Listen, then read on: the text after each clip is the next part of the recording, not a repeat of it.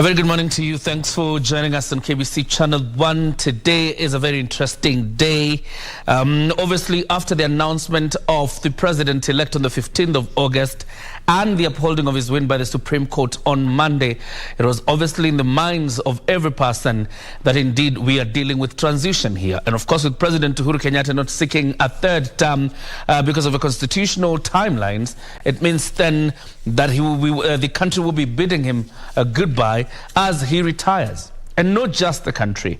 One of the forces that is very close to him, where he is the commander-in-chief of the defense forces. Today, we will be bidding him goodbye, starting with a farewell event at the Langata Ulinzi Sports Complex in Langata, and then later the ceremonial pulling out of the commander-in-chief from the defense headquarters, or what you would call DOD.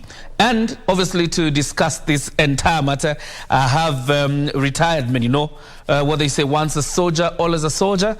I have Colonel retired Julius Minyori, who is with us in studio this morning, as well as Major retired Patrick Gishuhi Gobe. Karibuni sana, and all of you are very much welcome. Thank you. So probably to start with you, Major, you can just probably give us a small background into your life as an army man and where you have served. Let me start by thanking KBC. Yes. For giving me this opportunity to be here with you. Yes. In fact, I was interviewed recently in the Military Tales program, and I'm very happy indeed for the KBC. Mine has been a long journey to the military. I joined the Air Force in 1974, and from that time, I served up to 1997 when I retired. I would count myself happy and lucky because I served at the first president of this nation, Mr. Jomo Kenyatta. He's the one who commissioned me in 1975 at our Armed Forces Training College in Nakuru. After commissioning, I went for further training, and this I will narrate later as we move on. Also, I worked at our second president, Mzee Moi. And in fact, I didn't only work for him as the commander-in-chief.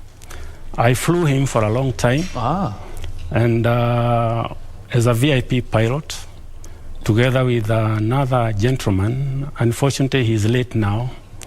Colonel Joel Soso, he's late now. And also there is Lieutenant Colonel Wino, who is retired. He's in Western now, either growing sugar or something, sugar cane or something. Okay. Also, apart from flying Moi, who was our commander-in-chief and a father.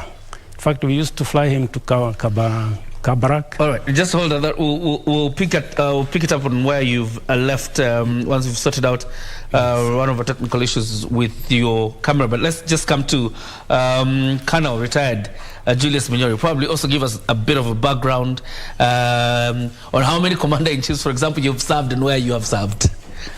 Thank you very much, and also allow me to take this opportunity to thank KBC for inviting me. I was invited here through the Global Center for Policy and Strategy, where I am currently the non-residential research fellow. My journey also has been long in the KDF and also Air Force. Both of you are from the Air Force? Oh, yes. Yes. Okay. I joined 10 years after my colleague, and I found them as senior officers there. But I joined as a very young man. I joined at the age of 18. So I had quite a long stint in the KDF. I worked various places. I worked as a air traffic controller for the KDF before transiting into training. Became a trainer. I've had my highs and lows, but mostly highs in the KDF. I would say that if given an opportunity to serve again, I would still join the KDF. And I've also had opportunities, a lot of opportunity to do a lot for this country and to travel the world. So yes, It's been an honor to serve. Oh, absolutely. Yeah. So when did you retire? How many commander-in-chiefs have you served? I have served, I would say, 3 commander-in-chiefs. Okay. I have served under Moi, His Excellency, the late President Daniel Arap Moi. And then I also served under His Excellency, the late Moi Kibaki. And I've had the opportunity to serve, and so actually with a lot of pleasure, under the current and outgoing Commander-in-Chief, His Excellency Uhuru Kenyatta. So I've had a journey that has spanned over 30 years in the KDF. So for me, yes, the experience has been wonderful and rewarding. Okay. Yeah. Got an interesting one there in terms of the service of these 2 men, and having served the Air Force, quite an interesting one. And we'll be spending a lot of time, obviously, to understand the ceremony that is being held today. There are 2 ceremonies. One begins in the morning, in probably an hour's time. That is at the Langata Sports Complex. That is Ulinzi Sports Complex in Langata. And then later, there will be the ceremony of pulling out of the outgoing Commander-in-Chief. That is President Uhuru Kenyatta, who has been the Commander-in-Chief for the last 10 years, because on Tuesday there will be a new Commander-in-Chief. Probably to get back to you, Major Retired, so you can continue with where you left in terms of your service for the nation. Yeah, I left when I said I also served our second president, Daniel Moi, and I flew him as a VIP pilot for quite a long time. Yes. With my colleagues, as I mentioned, the late Colonel Joel Kisoso. There is Colonel Wino, who is retired in Western now. Either he is growing sugarcane or something. And at the same time, we had a chance to fly our third president, Mr. President Moi Kibaki, when he was the VP. I didn't fly him as a president. All right. Because I retired in 1997. And in short, I would say I've had very colorful memories for the military. I served till I retired honorably. And I'm enjoying the discipline and whatever I gathered in the military. I'm a very proud man. Yeah. I'm happy. Absolutely. And we'll talk about each one's service and how, our military ranks, because it's one of, the highly rated militaries across the continent. But first of all, let's talk about today's ceremony. Kana, tell us about the significance of these 2 ceremonies this morning and the other one in the afternoon. Yeah. The military is a unique organization. The military is steeped in traditions.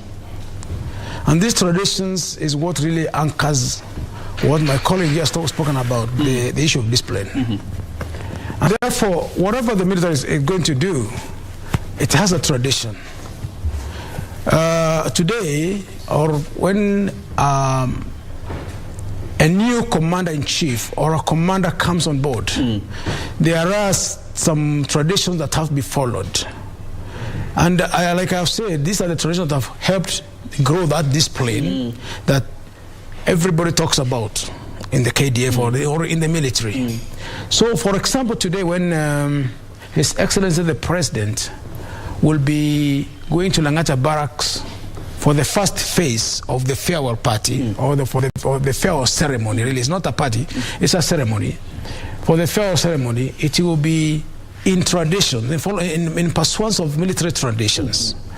The significance being that the commander-in-chief of the Kenya Defense Forces is the highest ranked officer. If you look at what you see on the lapels, he has 5 stars. That is the highest rank that one can reach in the military. So the commander-in-chief, when he's about to transition, he is granted certain traditional certain traditions. He is granted respect, and in the military, rank is respected, highly respected. And when the commander-in-chief, who is the highest ranked officer, is about to leave, there are most traditions that must be complied with. Therefore, the first phase of today's farewell party, or farewell ceremony for the outgoing Commander-in-Chief, His Excellency Uhuru Kenyatta, it is going to be first and foremost in recognition of his service to this country. He has served this country diligently for the last 10 years as Commander-in-Chief and President. Remember that the President of this country wears two hats.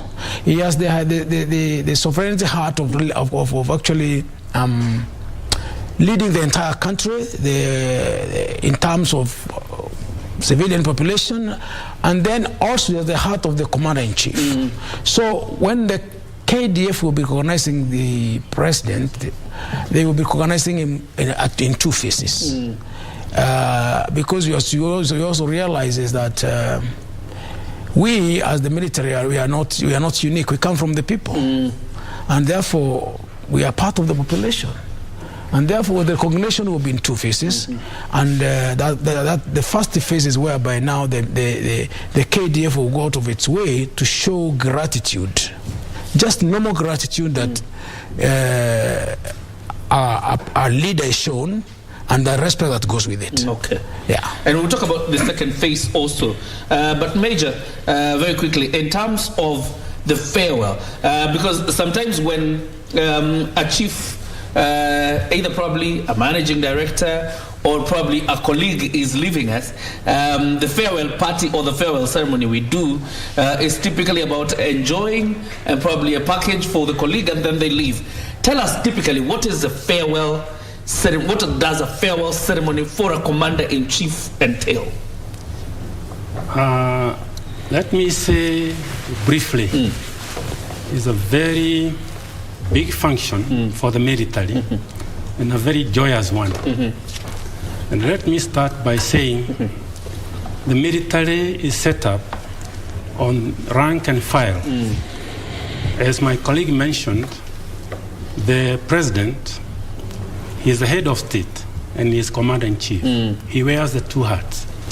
But the military one is so unique in the sense that he is enshrined in the protection of this nation.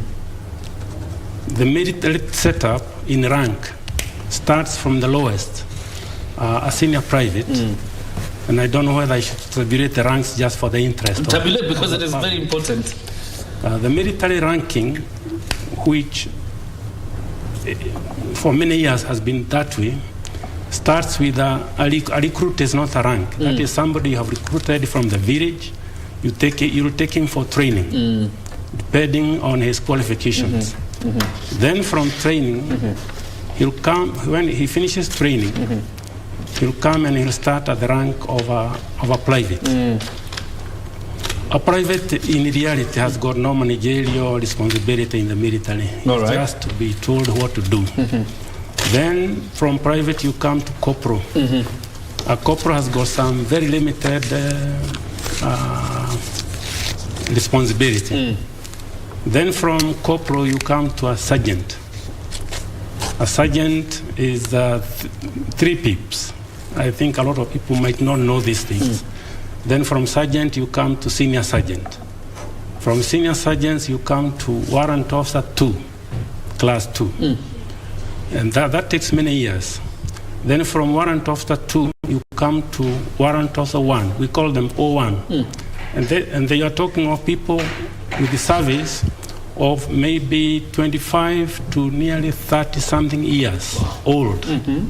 They are really like experts in the military setup. And this forms the non-commissioned cadre in the military. We call them NCOs, non-commissioned level. When you come to the officer level now, and this one you require very special talent and qualification. You'll come in as a cadet. And when you come in a cadet, also that is not a rank. you'll be taken for training, military training. You go through military training. Nowadays, you go for about 3 years. 3 years, yeah. And you come out with a degree. Literally, any officer you see now has got a first degree. And the level has gone up to levels where we have got many with PhDs in the military. Yeah. I think the civil society doesn't know. You are dealing with a group of very high learned people who understand the country, and they are humbled by the things they go through. Actually, the CDF graduated just the other day with a PhD degree. Yes, that's a good example. Yes. And normally what I look at, when you are educated, you don't become a hero. You become a very humbled man because you understand the day-to-day lives in the world. As a lieutenant, when you come from AFTC, you give you the rank of lieutenant, and that one is a toddler in the military also, as an officer. He's one peep, and you can see him walking very strong and joy, but the journey is long. From a lieutenant, you come back to, from a second lieutenant, you come to a full lieutenant. Then from a full lieutenant, you come to a captain. And it takes many years. In flying, in fact, we used to take nearly 10 years before you become a captain, to be entrusted in an aircraft, in the Air Force. Then from there, during our time, you are promoted to a major, and that takes many years now to become a major during our time. And like me, as a major in the squadron, I had a group of pilots I was taking care of, and responsibility which goes with the relevant training you go through. As a major, you are a mature person now. Then from a major, you are promoted to a lieutenant colonel. I think my colleague here, he must have left as a lieutenant or a full colonel. Full colonel. From a lieutenant colonel, you become a full colonel. And it takes many years of training, both local, overseas, and almost globally, almost all over the world. Then from a colonel, you become a brigadier with very heavy responsibility in the military. In fact, during our time, there were very, very few. Very few. Then from a brigadier, you become a major general. There are very few as you climb up, because now you are coming to Apex. Nearly to the apex of it. To the apex of it. You come to a major general, and there are not many, there are few. Then from a major general, you become a lieutenant general. There are very, very few. And these are people who have got the peak of it in the military, training local, overseas, different parts of the world. And they are equivalent to any general in the world, because we train in all institutions. From a general, lieutenant general, you come to a general. A general is the commander-in-chief of the military. And that is almost the pinnacle, and there are very few, it's only one. Then from there, that's when you come to the commander-in-chief. He's a 5-star general.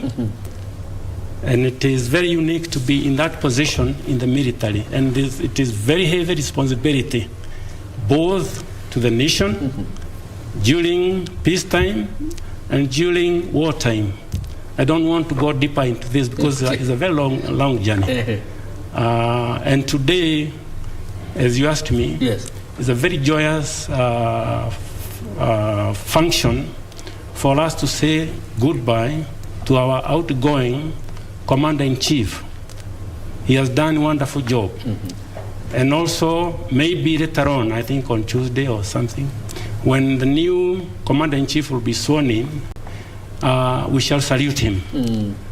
Let me say something which is very unique here, which is not known by many citizenly. Military has got nothing to do with the politics. Don't ask me, but I know in my memory, recently we had a lot of music and dancing for campaigns. In military, we are not part of that. We are neutral. The citizenry of the nation, they go out, they search, they campaign, and whoever person you bring in, that will be our commander-in-chief. We you might say, am I deaf or I don't see? Yeah. Didn't I hear the music during the campaign? Didn't I see the dances during campaign? My ethical part of it in the military, it closes my eyes and ears from those things. You go hunting, the commander-in-chief you bring in, that is my commander-in-chief. That is the man I will live with, and I'll give him all the honors and respect entitled. Politics and military, they are like chemicals we used to mix in the laboratory. They will explode or implode. Kind of interesting one. Obviously knowing what was flying around just the other day, but that's reassuring in a sense of it. Coming back to the ceremony today, kind of retired. Who is supposed to participate, particularly the farewell part? We'll get to the pulling out of the outgoing commander-in-chief. But the ceremony this morning, the farewell, who is participating? Because Major has given us the ranks in the military from entry level. Is it everybody from entry level who participates in the farewell of the outgoing commander-in-chief, or there is a rank that participates in it? Thank you, Kiori, for this question. But before I go there, there's something I would like to highlight something maybe. Okay. You realize that as the ranks begin, you start with the lieutenant, and then as you go up there, you get a major general being lower than a lieutenant general. So may I ask, how come? But that's the structure of the military. It is in recognition of how you start and how you end. So having said that, I would want to come to focus on your question. Yes. You're asking who is going to participate today? Yes. Of course, the guest of honor, the chief guest is the commander-in-chief. And there are some things that happen when a senior officer of a certain rank visits a military barrack.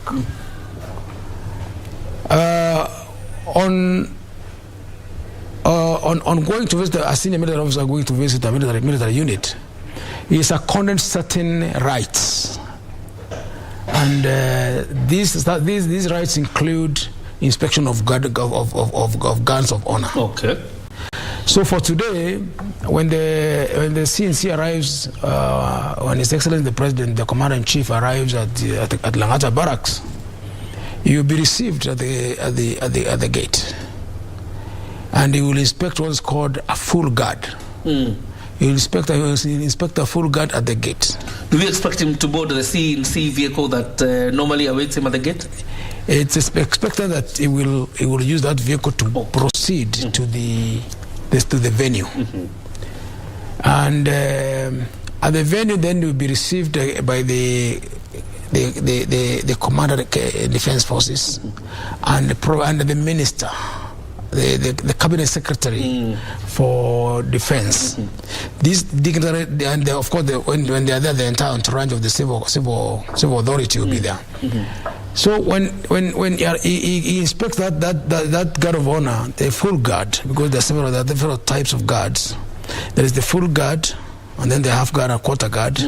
All of them, depending on your level, you'll be awarded that respect. It's a respect you are awarded there. So when he goes to the field where the ceremony will be held, you'll be received by the commander defense forces. This time is General Robert Kibochi. Yes. Once it's received there, then the minister, and as well the minister will also be there. Then of course there will be all officers who are invited that ceremony will be there. There will be what you call warrant officers. The commissioned officers will be there, and most of them will be very senior officers, brigadiers, colonels, majors, and all that. Then there will be also the rank and file who will be seated there to watch. But once he gets to the stadium where it's going to the ceremony is going to be held, he will now inspect a guard of honor. He will inspect a guard of honor. A guard of honor is normally held for dignitaries and commanders as a sign of respect and dignity, to show the dignity of these people, to appreciate the service that they have given, more so this country and to the militaries that they serve. So today what you're expecting to see is that procession of His Excellency, the President, arrive and go through the inspection of the guard of honor at the gate. And this will be replicated again at DOD. Every time you enter the military unit or military camp at that position, you'll be given that guard of honor. I mean guard of honor at the gate inspection. So all those people are invited will be there. They'll be quite there. Like we said, there are two. You know, in Kenya, the KDF is under civil authority.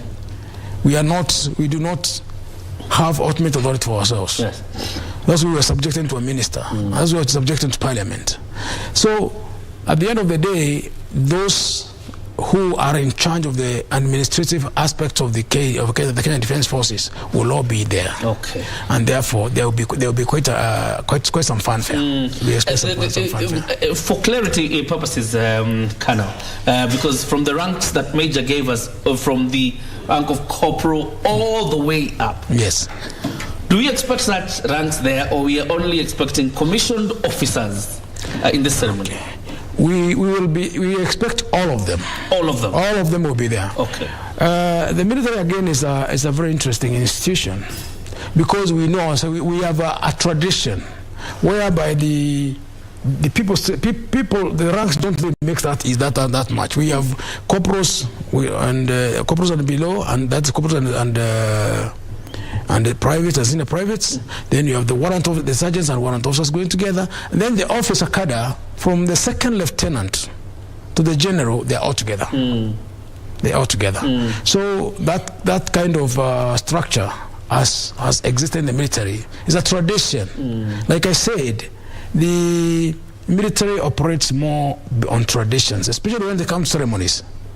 It's more of traditions than than fiat. So it's just that we have ways of doing things that is kind of ingrained into us, and therefore I think if you see a soldier walking, you can say, that must be a soldier, because of the way we have been brought up in our training. Absolutely. So we end up having a culture that is unique, and to speak the truth, a very, very nice culture. Yeah.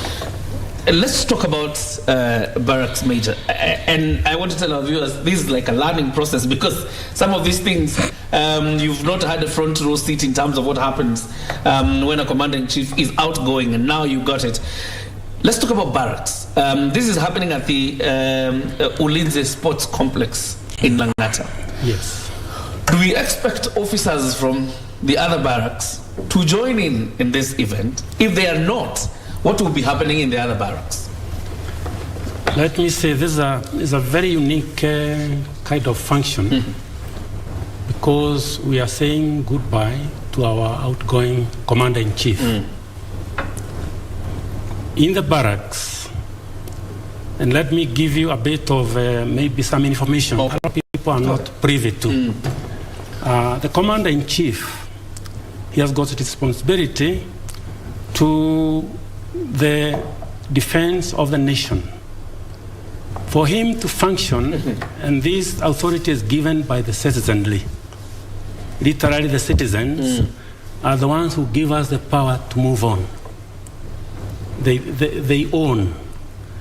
Now, the commander-in-chief is given authority by the citizenry to go on. For him to exercise the authority he has been given, he asserts it through the Chief of General Staff. Who is now the CDF. Who is now the CDF. The CDF also has got other people who are departmented in the military. The military setup is such that we have got the army, which is charged with the responsibility of defending our nation from any ground aggression from outside. Then we have got, and they have got their own service command, Kenya Army Command. Then we have got the Air Force, which is charged with the responsibility of defending our airspace. And they have got their own service commander. We call it Kenya Air Force Command. Then we have got the Kenya Navy, which is charged with the responsibility of defending our territory from any aggression through the seas. These are the three services. They are unique in the sense that their roles are different. The training could be very different. After the basic training, you go for specialization now. If you are in the Army, you go for military Army training. If you are in the Air Force, you go for Air Force specialized training. The Navy, the same. Now, in a unique function like this one, all those people are welcome. It's a big day for the military. You know, the CDF does not study for one unit. Yes. He is overall. So the function which is going on now, you will find the Army, they are there, very senior officers and very high learned, as I mentioned. You'll find the Air Force personnel will be there. You'll find the Kenya Navy personnel will be there. And it's a big function, very colorful and very joyous. This is our Commander-in-Chief. We have been with us for 10 years. And he has got all the accolades and the entitlements to enjoy comfort of the people he has been working with. In fact, when I'm here, I can see a photo of him. Yes. You took him in uniform, and that is the way we live and we respect. It's very rare to see a commander, 5-star general, to get near him. You are not aware of the military ranking as I gave you. Then there is what we call we call it the rank and filing of it, and we follow every stage has got its own respect and approach. It's very rare to see me going to see my commander because I have got other people who are dealing with me below me. We call it the chain of command. Now I remember. Chain of command. The chain of command. Underline that one. Yes. A corporal knows how far he can go. A senior private knows how far he can go. An officer like a major knows how far he can go. Before I reach my commander-in-chief, maybe I'm going there for promotion. Normally, you don't see. He is a very busy man. You know, to command. There's limited interaction with the commander-in-chief. Very limited interaction. We know the limits and we respect it. Even the chief of general staff, he's a very busy man. He is not only looking at his office at the Department of Defense headquarters. He has got people scattered all over the country, others overseas. In fact, it will be unique. If you go to US, you'll find military people there in our embassy, attaches, all over the world. So he is a very busy man, and he has got, through the chain of command, his powers are delegated. So to see the CNC today, the 5-star general, even myself, I'll be very much excited to shake his hand. That is the way it is. So, what will be happening at barracks, other than Langata barracks? Maybe. Sorry, I think he maybe to chip in. Just before I come to your question on what will be happening at the barracks, there are quite a few changes that have taken place in the organization of the Kenya Defense Forces. You recall that we used to have the Armed Forces Act that used to define the services now. And that this was changed in 2012 by Act 25 of Parliament that introduced the Kenya Defense Forces Act. The Kenya Defense Forces Act envisions, or the KDF now is now called the Kenya Defense Forces. It envisions a joint organization. Yes, comprised of the 3 services, comprised of the service commanders Major spoken about, but now it envisions a situation of jointness, where because of the nature of operations that KDF has to carry out, there is no way that one party is going to operate on its own. So we know the KDF now became a system. Whereas the army is the largest and it has the biggest roles, the Air Force comes in to play its role within the overall responsibility of protecting this country, and the Kenya Navy takes that role in the maritime sector. So when it comes to working, the three services work together in a joint. We have now a joint warfare approach towards achieving the objectives that are given the KDF, and the objectives are clearly defined, and they are given by the commander-in-chief. The commander-in-chief has the power to deploy the KDF and authorize the use of weapons and all that, although there is that limitation of parliamentary approval. If in the event that there is a requirement for deployment without the approval by parliament, there is a specified period of time by which the commander-in-chief must inform parliament. And one of the cases where, if for example, there's a requirement for deployment and the parliament is not in session, that doesn't mean that Kenya will go to the dogs because the parliament is not in session. If the requirement is a requirement that now the commander-in-chief can deploy and inform the speaker of the parliament, who will take the necessary actions to call in parliament so that it can actually legalize the process. But he has that power. Now, back to interaction before you come to answer the question that you asked. Interactions are very, very structured. Very structured. That's the one I want to use in the KDF. The lowest level of command in the KDF is that of a corporal. Corporal is the lowest commander. Then you come to a lieutenant, the next level commander. Then you go to major, the next level commander. You go to lieutenant colonel, who is also a battalion commander. You go to brigadier, and then the generals, of course, they are commanders. Now, what is happening in other barracks? I may go take you back the jointness I talked about. Okay. And that's why I introduced jointness, because I want it to be very clear. This is not an army affair. This is a KDF affair.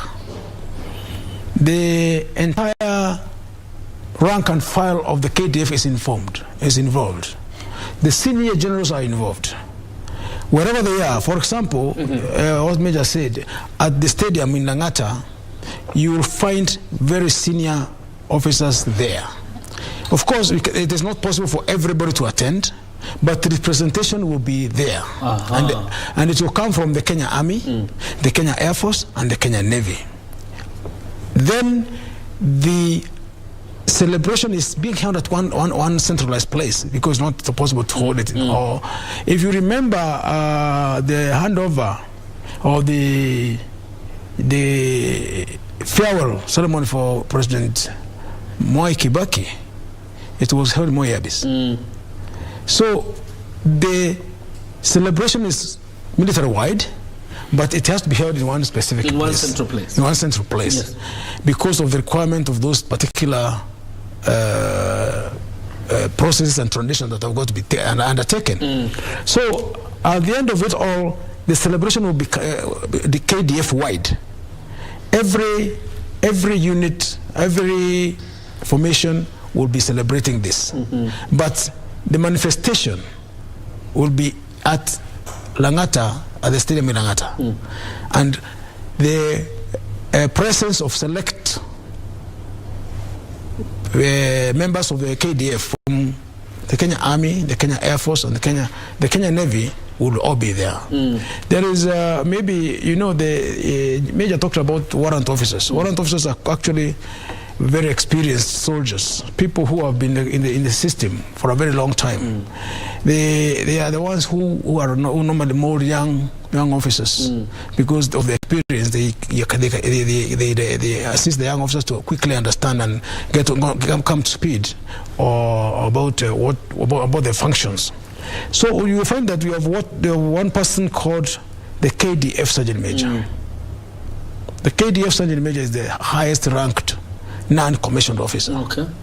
This is a person who advises the commander of the defense forces on all matters of discipline and administration and and logistics. He is a highly experienced person, and he actually advises the commander of defense forces. That is one of the people who will be there. Okay. Then we have the service sergeant majors, the Kenya Army Sergeant Major, the Kenya Air Force Sergeant Major, the Kenya Navy Sergeant Major. All this will be there, and with them, then they'll be accompanied by an entourage from the services, who will then form part of the accompanying ceremony, and they will sit. They have a designated place to sit at the stadium, so the stadium will be quite full, from being populated by all ranks, from the lowest to the highest. Why I was asking about what will be happening at the barracks major is because, for example, like Tuesday, when the country swears in the next president and indeed the next commander-in-chief of the Kenya Defense Forces. Yes. For example, the Ministry of Interior has already gazetted a national holiday. Yes. So as we swear in the new president and the new commander-in-chief, the rest of Kenya will be watching from their television sets, but it will be a holiday across the country.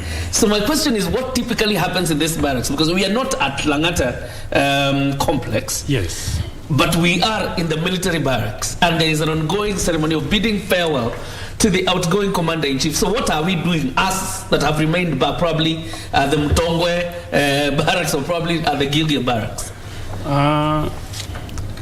With this kind of function going on, it has drawn quite a number of senior members of the military to come and say goodbye to their commander-in-chief.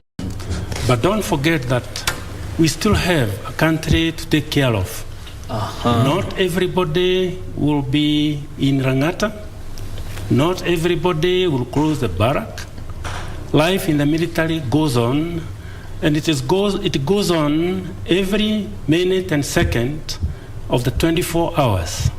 That's why you can afford to sleep, because somebody else has put his life in the front line of harm. In fact, in the military, every day, like where I was, your life is hanging at the front line of harm.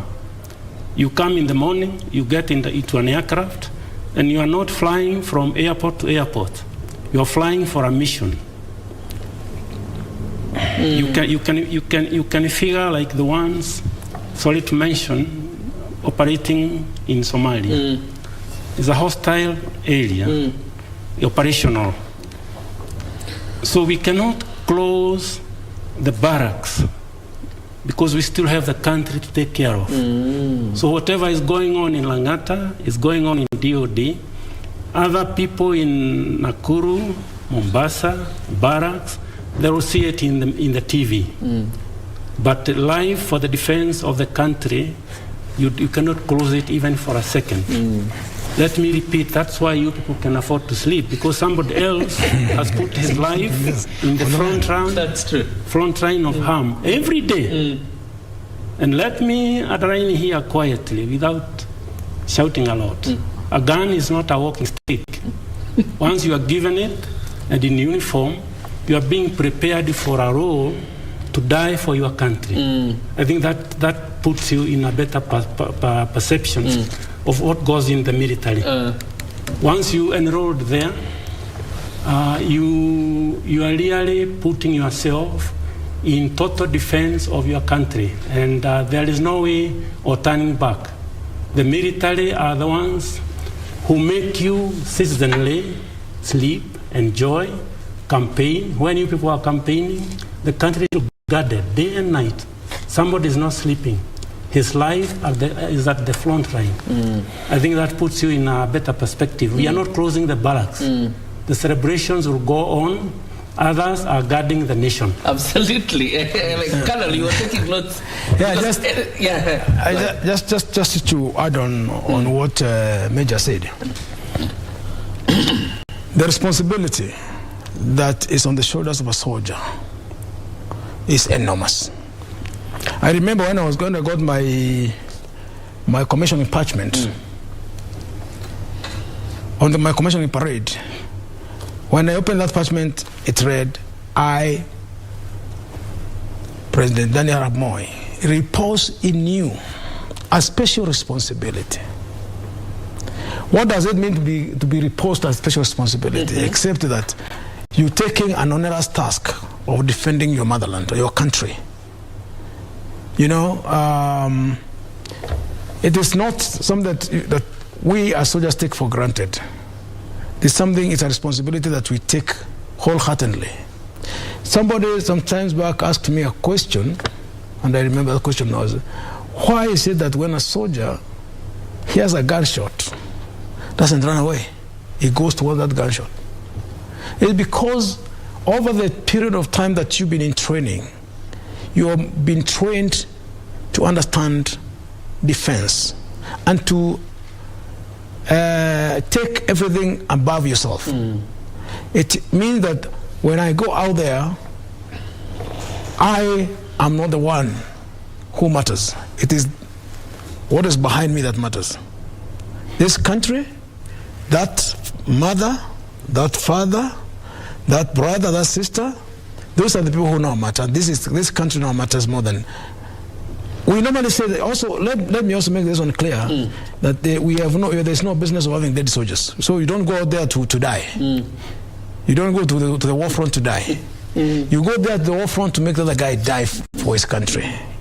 If you die and the other guy, you will lose the war. So it is for you to make sure that the other guy is the one who goes. And therefore you go out there with a determination to succeed. A serious determination to succeed. You are really asking what's happening in those like Major has been very clear. Yes. We cannot abdicate. There's no holiday. There's no holiday. In fact, if you go look at the way the KDF is structured and the way they live, you know, after leaving the KDF, I went and started working at a university. And I was very happy because in the KDF I would get very short leave. You count, even the weekend is counted. It's part of your leave. Yeah. Public holiday is counted. But when I left and I went to work for the university, I was able to get a lot of leave because weekend and public holidays are not counted. So I could go for a long time. Why am I giving that example? It's because there's no holiday for those in uniform. Even not just even if you go to the police, you find that I had opportunity to work a bit with the police. You realize that the police, they are given their leave like every other person, but there's a caveat. You can be recorded anytime. You can be recorded anytime. Yes. So if there's a problem of insecurity, those in uniform do not have that luxury, because that insecurity is going to affect you directly and harm you. Yet there's somebody enjoying taxpayers' money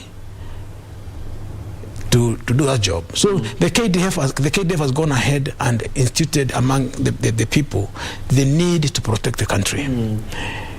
Barracks across the country today know they know that the commander-in-chief is being bid fell. There's a ceremony in Langata, and they have representation. Selected people from almost every barracks have been picked to go and be at the stadium as witnesses, but they cannot abdicate and go all on and begin to celebrate. Like you trying to compare the farewell ceremony of a commander-in-chief. We are not yet bidding farewell to the president at the head of state. We are simply bidding farewell to the commander-in-chief. And therefore this is basically a KDF affair, to bid farewell to the commander-in-chief. On Tuesday, the KDF will participate again in bidding farewell to the head of state and welcoming the new head of state and commander-in-chief. So again, because it's just the same way that you have said in that sermon of Tuesday, people will be watching on TV. Yes, because and not all people will be watching. Those who are very busy will not watch. Those who have a responsibility like the KDF have now to protect this country. Can you imagine if KDF slackened a bit in the protection of this country because there's a ceremony? You will be opening doors and windows that all manner of bad things will enter. So, in as much as we are doing this for ceremony for our commander-in-chief, we are also cognizant of the prevailing security threat, and therefore we've got to take measures to mitigate that. All right. Yeah. In terms of the composition of the Guard of Honor Major, sometimes when you have a visiting head of state and going to State House, you have one service mounting the Guard of Honor. Yes. And most of the times you find it's the Kenya Air Force. When you go to national celebrations where the president is officiating, you have composition from all the services mounting the Guard of Honor. When you're bidding goodbye to the Commander-in-Chief in this small facility of the complex in Lang'ata, do we expect the three services to combine and mount a Guard of Honor, or it's only one service that will be mounting the Guard of Honor? Let me say, I've not seen the program, the way it is organized. But from my long knowledge in the military, the three services are usually involved. We have a KDF band, which will entertain people and play in the traditional military rhythms. It is comprised of the Army, Air Force, and Navy personnel. That one, I'm sure, will be that way. The Guard of Honor also, and my colleague maybe might comment, I would be very sure that the Air Force, Navy, and Army will be involved, because the Commander-in-Chief, who is retiring, is not the Commander-in-Chief for the Army. It's for all the services. And I wouldn't be wrong to say that all the three services will be involved in the Guard of Honor. It's a very big honor for them.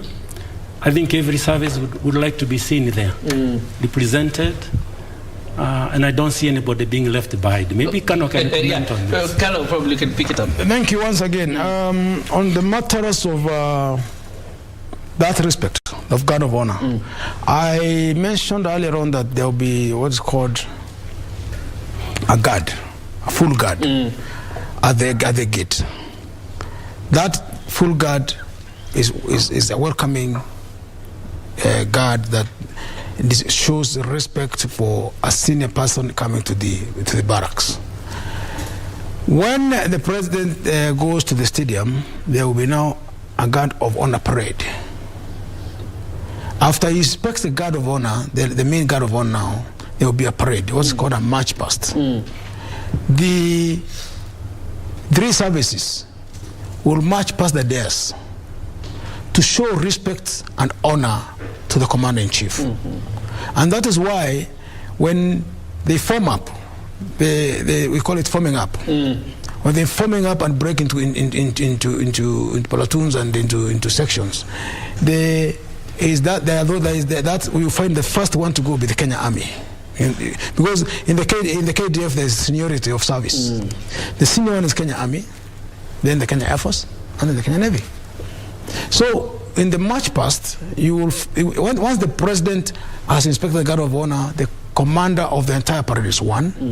He will go and ask for permission to march off the parade. In marching off the parade, they will march past the dais, the presidential dais, and they will be saluting. This is the salute to the Commander-in-Chief. Okay? So the Guard of Honor that is at the gate gives a special salute. And you remember that, you recall that when the president arrives, before he goes to inspect the Guard of Honor, there is the national anthem played. Yeah? When he mount the dais before before being requested by the parade commander, there will be the national anthem being played. So that all that thing will take place, and then the services will march past the dais saluting the president. It is a way of giving the final respect from the KDF perspective. From the KDF perspective, they will now give the president the final salute on today as the CD, as the commander-in-chief. All right. You also alluded to what happens during state visits and national days. Remember, state visits is a foreign dignitary, a president or a prime minister or a queen. Not all people are given the opportunity to inspect a guard of honor on arrival at the airport. They have specific categories: hands of state, hands of government, and select hand of religious institutions like the Pope. So what it means is that you are recognizing this visiting head of state with your military power. It's kind of saying, we recognize you to the extent that we want to be in peace with you. We are recognizing you as a sovereign, and therefore we want to be in peace with you. And therefore you give him that military honor. When it comes to the national days, it is the entire parade is a demonstration of the commander-in-chief's authority, not only for the military, but for the entire nation, because it's a demonstration that the commander-in-chief has the power now to deploy us. We are showing respect to our commander-in-chief, and who is able to, who can deploy us at any time. All right. That is why on national days, you find different parades. All of them are a demonstration of different levels of respect. Some days you find a normal, there's just a parade where everybody marches past. But really, the essence is to show that we, the military of this country, are under the CD, the commander-in-chief. Okay.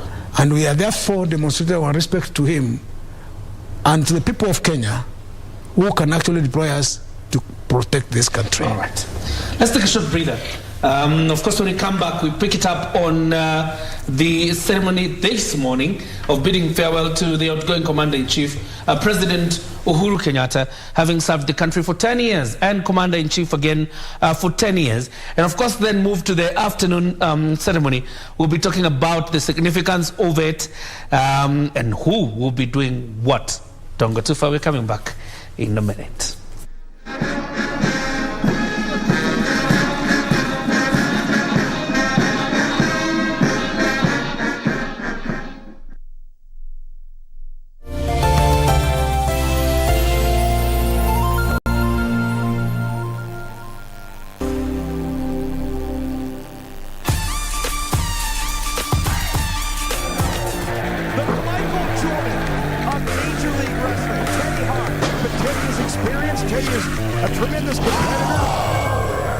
Thank you. I'll take it from here, because I am your first ever national champion.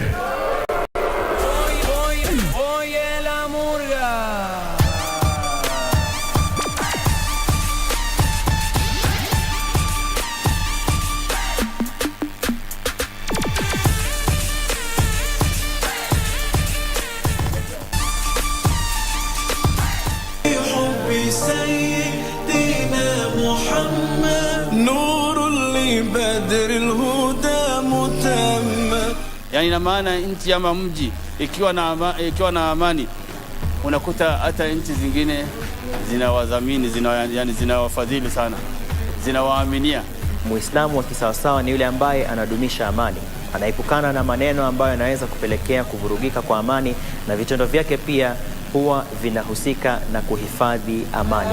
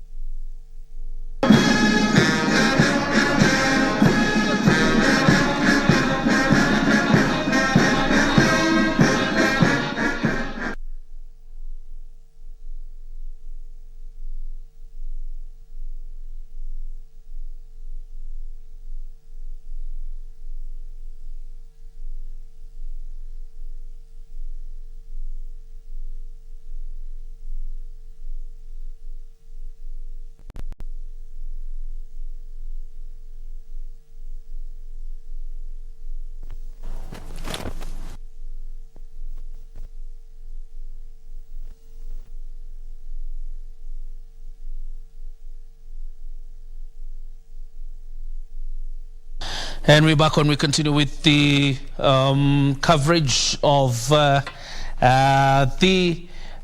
outgoing, or rather the ceremony of the outgoing Commander-in-Chief, President Uhuru Kenyatta, obviously as the military of the Republic. The Kenya Defence Forces bids him goodbye.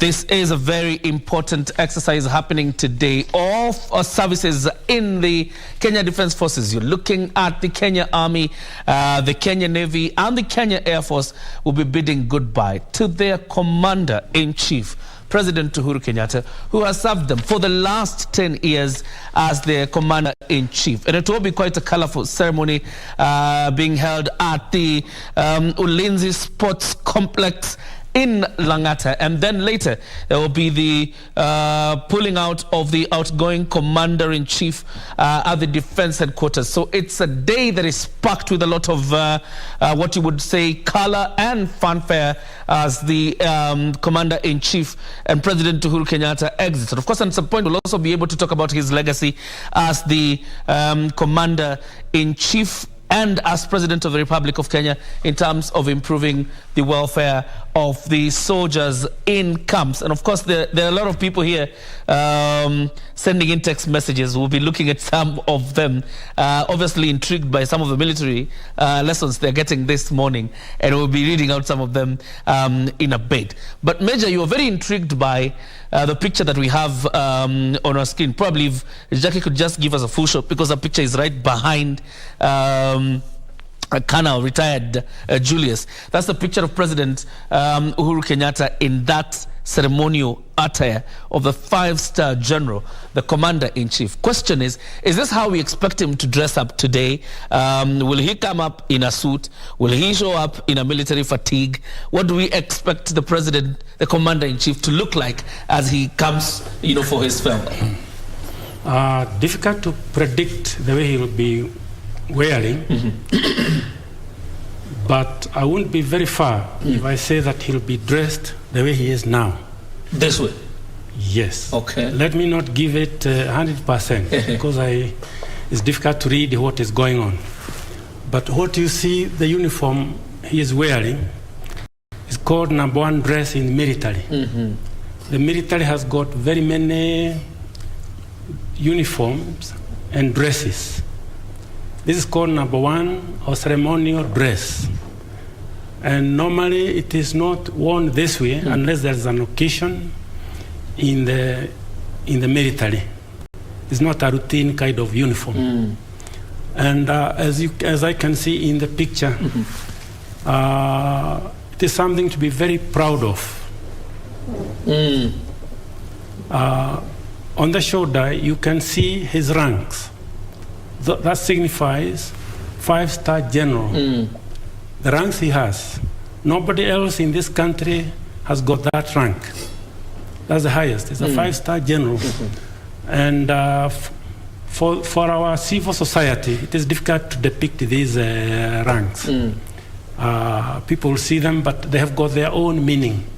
People in the barracks, they know how, especially the uniformed people, they know, and they are trained from the school who is wearing what uniform. You'll see, if I walk with you and I'm in uniform and soldiers are seated there, you'll see them stand up and salute me, depending on the rank they are seeing. Also, if I walk with you, I may meet my colleague here. He is a rank or 2 above me. I'll salute him, but you won't know why I've done it. If I am not wearing a hat, there's a way of saluting in the military. You stand up and you freeze till the senior officer passes. You might have seen it in the military. Yes, it is within our tradition. Yes. And the civil society might not know these things. But for the military, it is taught from the very basic at the training school. So that you drilled to know the kind of ranking and the people who are commanding you or the people you are commanding. So let me not go deeper into military ranking because I gave you the profile. It is long. It is another lesson now to know when you look at the shoulder, you see one person with a star, another one has got 2, Another one has got 3 stars, and another badge with the swords. It is difficult for a civilian to know. But in the military, we know what it means and the level of that person in the hierarchy, the chain of command. I go back, that is the one I gave you. All right. And you know, us out here, we only say akona mawe tatu. Akona mawe. But obviously, you can see the significance of, you know, this uniform and having, obviously, the stars that are patched up here on the shoulder. And I would say probably, as you talk about the chain of command and the military, probably say that I'm proud also to have been among the few journalists who have had a sit down with the Chief of Defense Forces and the current one, that is General Robert Kariuki Kibochi, who I had a sit down with last year. But let's talk about the uniform also, probably to get your perspective in terms of how the president will look like today as he comes for his farewell. Thank you, Kerio. I want to say that His Excellency the President, Uhuru Kenyatta, has been one of the biggest, I don't want to say admirers or the biggest partakers of the military position. We have seen President Uhuru Kenyatta dressed in all the uniforms of the KDF, Yes. which is a wonderful thing, because what you're seeing here is the red tunic of the army. Yeah. This is an army uniform. It is a ceremonial dress for the army. But like Major said, it's almost impossible to predict what he'll be dressed in today. He could choose any of the ceremonial dresses that are available to him, because the army, as the commander-in-chief of the Kenya Defense Forces, is at liberty to choose any uniform from any service. Yes. And therefore, if he chose to dress up in the army uniform, he will be dressed like this. If he chooses to dress up in the Air Force uniform, you'll be dressed in the Air Force blue, with all the accompanying decorations and epaulets. Okay. Then, if he chooses to come in the Navy, he'll be dressed like the gentleman in white there. Yeah. But the Navy has several uniforms. They have, I think, from number 1 to number 5. They have several uniforms. Sometimes you find them dressed up in black. Oh, yeah. with their ranks, so the stripes on their hand, on the arms. So the dress that the commander-in-chief will choose today will be very significant in my view. Not because it would mean any other service, but most likely it will be showing the seniority of the service. Okay. And therefore, if it goes that way, it will be the army red tunic that you will use. He may also choose that for this occasion, he can go in a suit. The president that we are used to. Yes. He could just choose that because he's going to go there in a suit. Because if you remember, His Excellency Moi Kibaki's farewell, he was in a suit. His Excellency Moi Kibaki never wore a military. Actually, he never wore military attire. But with His Excellency President Uhuru Kenyatta, he has worn all of them. He has been in the Army Green, in the Air Force camouflage, sky blue and marooned. Then he has been in the Navy fatigues. He has to be dressed in all of them. So it's a bit of a stretch for us to say that you can actually be able to know what's going to be dressed in today. But if I was to make a guess, most likely it would be the army uniform. All right. Both of you guess that indeed if he was to appear in any ceremonial uniform, it would obviously be this red tunic of the Kenya Army. Major, you have something? I just want to chip in to what my colleague has said. Yes. Today being that kind of a ceremony, the one I can assure you without any doubt is that any senior officer who will be there at the dais with the commander-in-chief will be in their best dress, number 1 for their services. If it is the Air Force, they'll be wearing the Air Force blue, number 1 dress. If it is the Navy, they'll be wearing their number 1 dress. If it is Army, military, army, they'll be wearing their number one dress. So there is no question that anyone will be there in a suit who is serving. They'll be in their best number one dress. That one I can give assurance.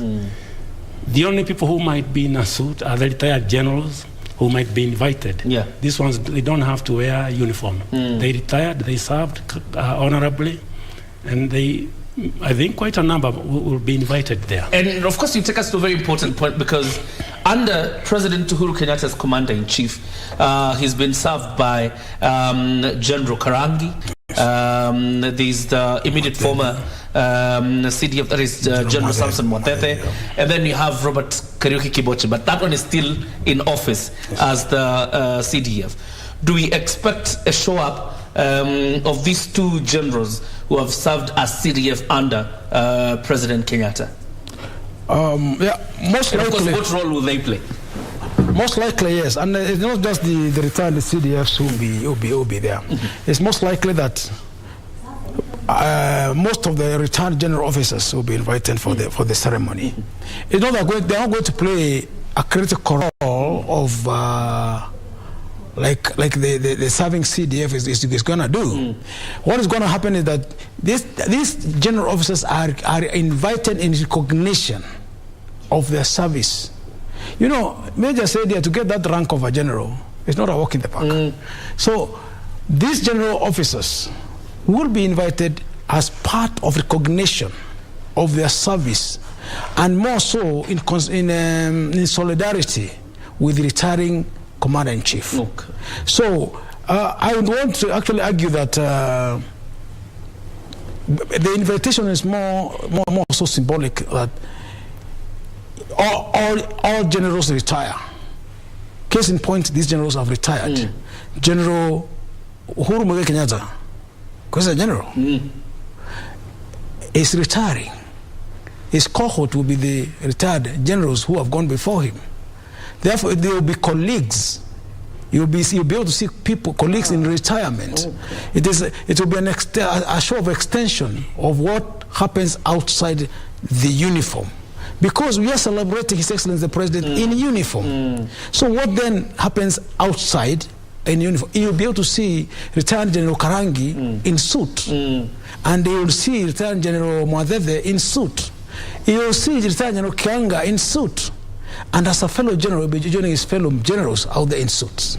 So basically, when they invite them, they are there to show solidarity with a retiring general. Let me ask a silly question while I take there, because these men were generals in uniform.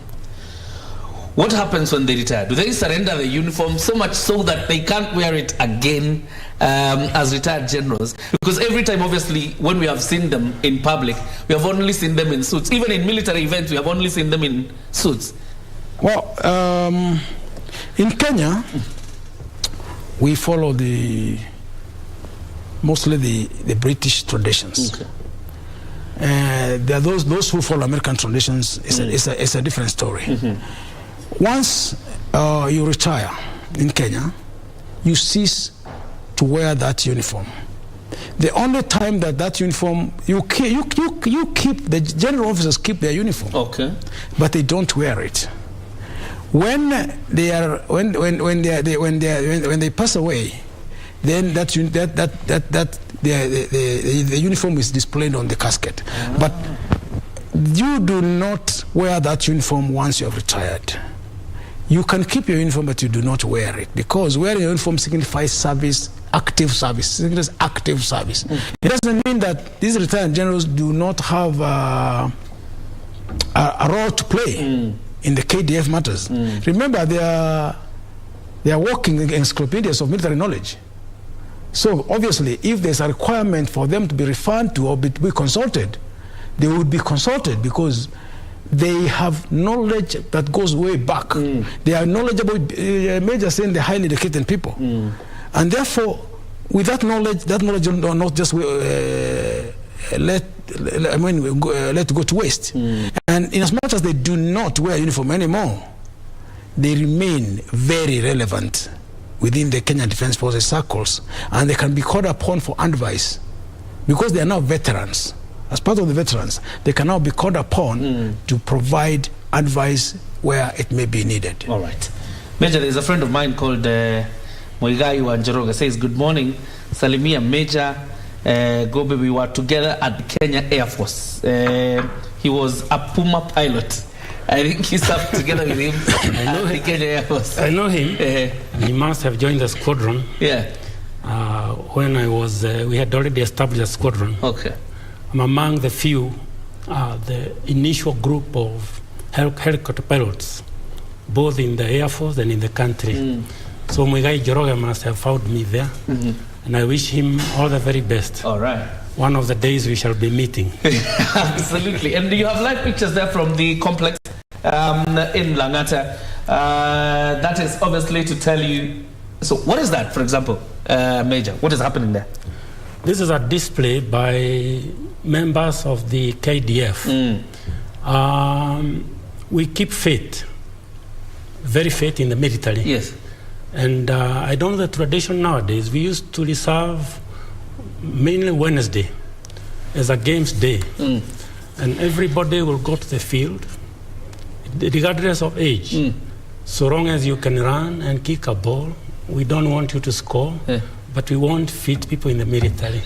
So what you are seeing there is a display by some members of the military, KDF people. And they are usually very busy in trying to keep fit. And today being the special day, you might see a lot of displays coming. Yeah. There's a lot of display, obviously, that you will see from today. When we talk about farewell, for example, on Tuesday when we swear in the new president, what we're likely to see is that you're going to see the lowering of the presidential standard of President Kenyatta and the raising of the presidential standard of His Excellency William Ruto. When President Kenyatta, the commander-in-chief, today is bid farewell by his soldiers, what does he live with? Something he didn't come with. You know, he came in. As he exits, what does he being bid farewell? Thank you again, Kelly, for this very, very, very insightful question. Yes. When the president comes in, he will even, this is a farewell ceremony. It does not mean that he has stopped being the commander-in-chief until Tuesday. So what he may live with is probably gifts. Okay. Probably gifts that will be given by the KDF to the commander-in-chief in recognition of the time they have served together. Just the same way when a corporate head is leaving, the staff may decide that we'll buy him a giraffe carving and give it to him as a present recognition of his leadership. So he is not going to live with anything that is official, like we are going out to remove his standard and give him the standard and we're going to take a sword and give him. No, the president is still commander-in-chief until Tuesday, when he hands over now not only the state but the commander-in-chief responsibility, the incoming commander-in-chief. So for this is just a military ceremony to celebrate and recognize the dignity of our outgoing president. So most likely what's going to live with is gifts and gratitudes and that honor of being given the last guard of honor parade by KDF specific, and also the pulling out that will happen out of headquarters, because ordinarily the president operates from State House. The president, as the commander-in-chief, should or can operate from defense headquarters, and that's why he's a soldier and also a statesman. Therefore, what he's going to live out really with from there is the dignity, the recognition, and the respect. All right. For today. Okay. Yeah. Go ahead. Maybe just to chip in to your question. Yes. What he'll live with. There is something else which is not visible. He'll live with. the knowledge of the workings of the Kenya Defence Forces. That one is not seen, but it sinks very, very deep. It is not exposed to a lot of our citizenry of the deeper workings of the military. Because in the military we have got all the trades. In fact, from the lowest you can think of, I don't know what law is, but let me say with a lot of dignity. We have got doctors, we have got engineers, we have got cooks, we have got cleaners, we have got pilots, dentists, surveyors. All these profile in the military, they are available. And all of them, they work in harmony. Let me talk of the Air Force experience. When you see an aircraft taking off, either from whichever base, that aircraft has been worked on very many people to enable the pilots to go and do the mission. He woke up in the officers' mess, or from wherever he's coming from. In the mess, we have got people who clean the beddings and other things. We also have civilians. Then we have got people who are cooking, they are uniformed. Then from there, you have got drivers. Then from the drivers, you have got people who are cleaning the aircraft. You have got people who will make sure that this man has got the gear he will wear while flying. You have got doctors who are checking this person. You have got people in the air traffic controllers like him. He knows, he has got the depth of the knowledge who will guide this person. So really that knowledge is not exposed to anybody else outside. The president has had the best time to see it, or the whole profile. And that kind of exposure, I think is not available to many people. I think you live with the very rich memories of the workings and the defense of this country. That's the much I can say. All right. That is something which is not visible. Yes. Before we head to the afternoon event, Colonel, because you talk about gifts, some of the things that the president will live with today as he exits from the barracks in Langata, or that complex in Langata. Question is there a limitation to what gifts, for example, the president can get from the Kenya Defence Forces?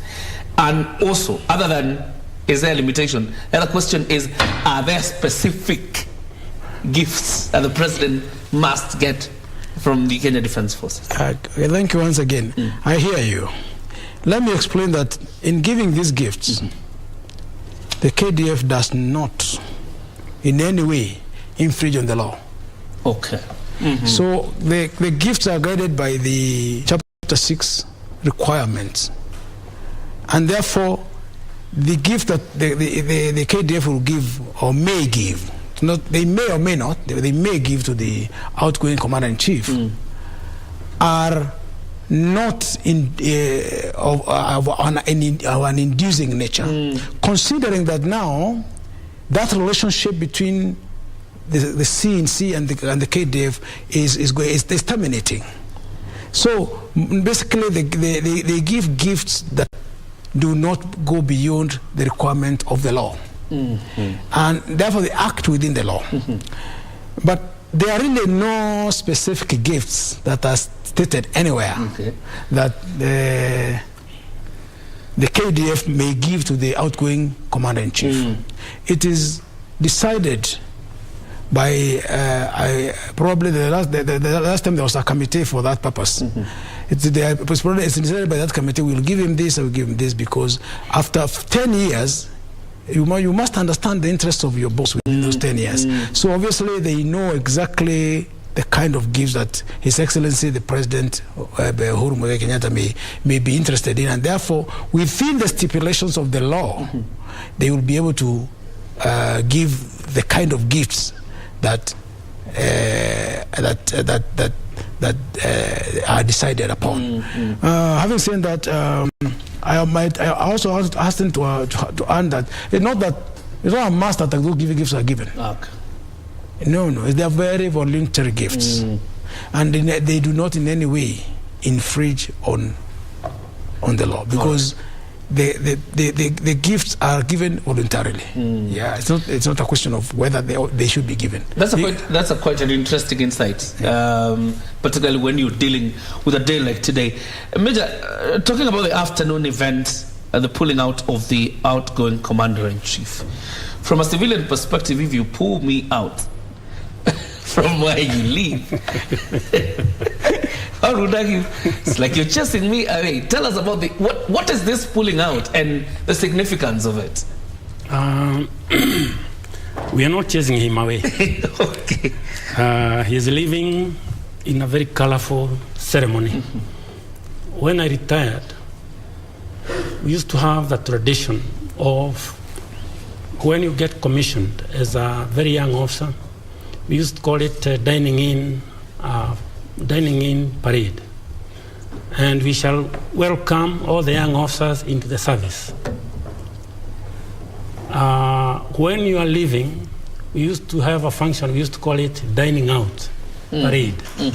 And everybody will, I'm using the word parade because everybody will come dressed in the number one dress, the one I mentioned. It's a parade. Now, for this one of the presidential, the pulling out, during my time, I didn't experience it. And I really don't have the in-depth of what it entails, the preparations around it, because I retired over 20 years ago. Yeah. Maybe Kano here can give us a bit of in-depth. I don't have the depth of it.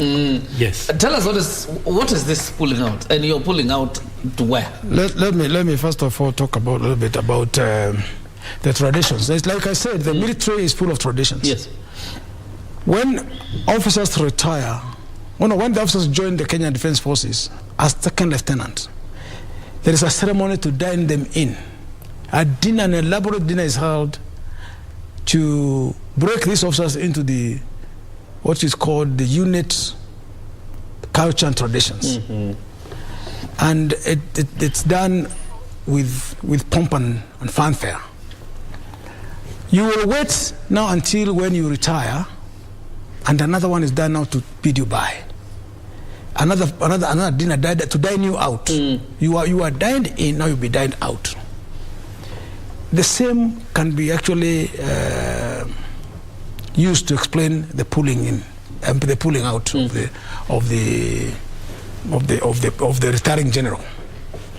So what happens is that this commander-in-chief is, like we said, is a 5-star general, serving general for now.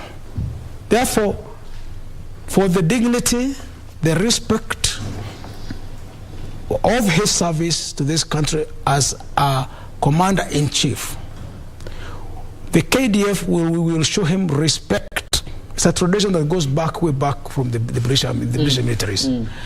We will show him respect and dignify his exit from military life to civilian life.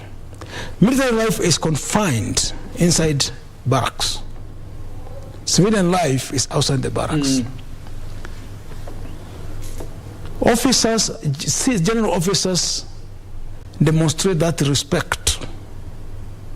It is actually, they're not supposed to be literally carry him just to respect. But because we are not going to allow that kind of a behavior in terms of in these days of human rights, then we use a means of transport. It could actually be a horse. It could be a horse carriage, or even a top of a horse, but because of the ceremonial Land Rover, that's what we use. The significance of this pulling out is to dignify His Excellency the President, or His Excellency the Chief of Defense Forces, or His Excellency the Commander of the service. For the service you have done, we respect you so much, we are going to carry you out. But the taking out, the pulling out, the question that you asked me, why are you pulling me out of my house? We are respecting you because we want to show there's a life outside this barracks. So we will take you from the barracks where you're supposed to be your normal operation area, and outside the gate where now we hand you over the civilian world where there's another life. And we salute you and tell you this is now where we have. Thank you so much for bringing us this far. But up to this point now, we want you to see there's life outside here. And we are expecting your retirement to move out from the military to the civilians, and the procession of those senior officers that go, now march you out in slow march, a respectful way of showing respect, so that you are not being harassed, to show that you're not being harassed. It's not like we are telling you, on your marks, get set, go. We are telling you, we will cautiously escort you, because we all realize that everybody retires. Everybody retires. So when your retirement age comes, do you go with dignity or do you go with disgrace? So a point to note here is that if a general officer does not retire honorably, a commander who does not retire honorably is not pulled out. That is the difference. He's not pulled out. That one is given, he kind of exits like silently. But this one who has had dignified service, we will dignify him by walking more slowly, because we recognize that everybody retires, and therefore with dignity we will escort you to your next stage in life, and will bid you farewell with a reminder that the unit is always your mother unit. So the service is always your home. You can always come back anytime you want, because you're now a veteran. We will recognize you as a veteran, but we dignify your exit, because everybody retires. We dignify your exit with that particular honor. It is not a kicking out, it's an honor to be pulled out. I would have loved to go to a general and so that I could also have been pulled out. Yeah, yeah, go ahead, Major. I think we have used the term retired honorably. The military traditionally has got its own way of dealing with its own personnel while in the service. Discipline-wise, depending on the nature of the offense. And the term we have been using, retired honorably, this person who served up to a certain time when he opted from the military with good service. That is why we are saying retired honorably. Honorably, yes. We have got a few, very few, who retire, but they have not retired honorably. Either they committed an offense or something like that. Even in an institution like where you're working or any other institution, not everybody retired in a colorful kind of ceremony. So that is why we are using the word retiring honorably. This person who has served very well, colorful, and has retired from that institution without any offenses which can be underlined on him. That is why we are using that term. Yes. Generally, there's quite an interesting message here. Somebody accusing me of deciding to take us to a military class this early morning and remarking that they're in class pale KBC Channel 1, and thank you, Mashari Ongoi, for the message. Indeed, it is class time, getting into the, and I get intrigued about the kind of discipline that goes into the training and the workings of the Kenya Defence Forces. Now let's talk about this pulling out. Who is involved in pulling out? And you've talked about the ceremonial Land Rover. Yeah. So do we chain it, pull it out, probably have the chains on our back, pulling out the commander-in-chief, or what exactly happens? Once again, let me refer you back to British traditions. The army has existed since time immemorial. So this pulling out was really pulling out. Remember that in the days of yore, there was no motorized transport. So the pulling out was actually being done manually. The carriage would be pulled out manually. And mostly the means of propulsion in the British Empire those days was the horse. So the horse would probably the carriage will be pulled by the horse, but because the horse pace is not as you cannot put at a high pace, because the horse can be paced. You can really pace the horse to a level that it kind of gallops, but it is going to be controlled to a certain speed. So the general officers who are holding that rope, that rope that they hold and march with it, are not exerting any pressure as such, because it is kind of motorized. Okay. However, if there was no means of proportion, then they would have to exert some kind of pressure. But since and then march with it. Nowadays, because we use motorized transport, it's a rope that is tied to the Land Rover side. Okay. And the general officers from the rank of brigadier, because a brigadier is a general, it's a 1-star general, and Major General is 2-star, Lieutenant General is 3-star, and the Chief of Defense Forces, the full general is 4-star. 4-star. So these general officers will hold that rope and they will march in rhythm up to from where the commander-in-chief will be pulled out up to outside the gate. Significance being that you are now leaving military service with dignity, in honor, and in respect. We, as generals, are exerting ourselves because we love you, because we appreciate your work with us.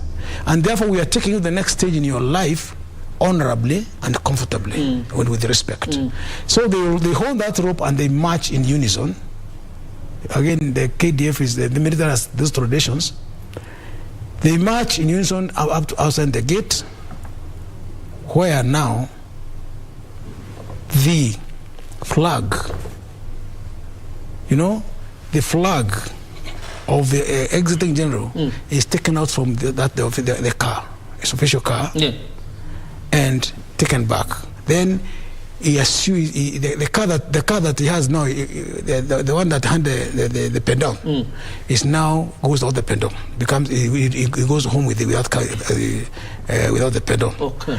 But the thing that now he gives up at the gate is that pedal which was signifying command, and therefore he's no longer the commander-in-chief, but now he's transitioned to civilian world. Just to be clear, anybody below the rank of brigadier cannot touch that rope? Colonels may be allowed to pull, because again, like Major said, we don't have a critical number of those very senior ranks, those generals. Okay. So in the event that there are not enough numbers, colonels, who are sometimes also considered to be general rank, they can also become part of that entourage. But if there is enough personnel to form the parade, then only brigadiers and above may. But colonels can be allowed. You remember, if you look at the ranking system of colonels in Kenya Air Force and the Kenya Army, they have the red gauges. The red gauges signifies a certain level of responsibility. So if the brigadiers and major generals and above are not enough to do that work, select colonels may be included in that entourage. And the brigadiers or these generals will also be drawn from the 3 services of KDF. Of course, yes. They will be. Very interesting one. And looking at it, Major, probably, and comment about the honors that are given to a soldier from the time they join the force, even after they have exited the force.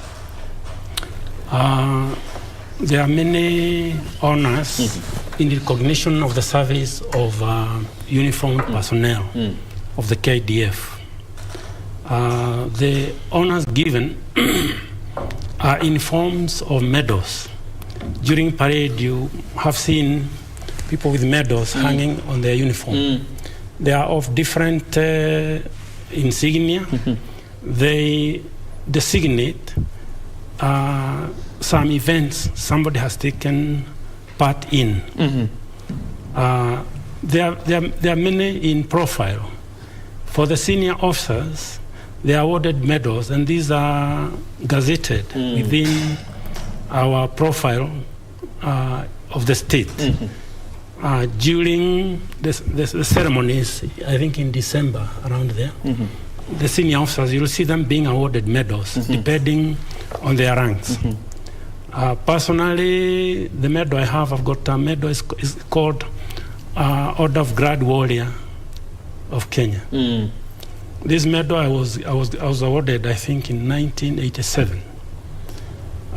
It's a bit of history, now that you asked. There was a time the International Lifehouse here was on fire. Here at the city center opposite Hilton. And there was somebody called Patrick Shaw. I think he was a police reservist, a very huge man. He came to the office and he reported that the building is on fire and there are people trapped on top of the building. Luckily, I was one of the pilots who was there on standby duties. So we went and we discussed on how safely we can rescue the people at the top. The fire was raging all over town. So we rescued, I think, 12 people with a helicopter. And that was a very daring mission because the helicopter is full of fuel, the ones we picked. We have to fly at the top of the building. And we had communication masks all over the place.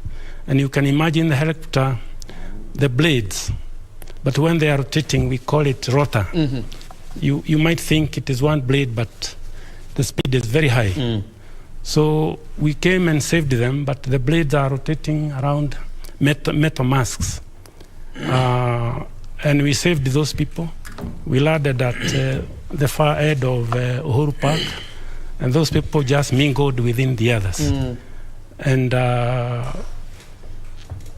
after quite a long time of staying, we were remembered that there are some people in the Air Force who did a very unique kind of mission.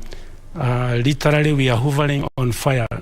And also the helicopter, you cannot say you have landed. The weight of the helicopter will crash that building. It's not built for that kind of weight.